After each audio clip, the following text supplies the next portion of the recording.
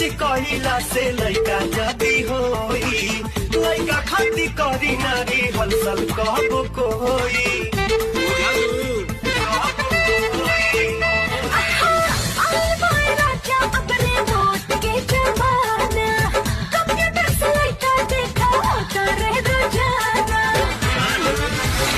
का बजाब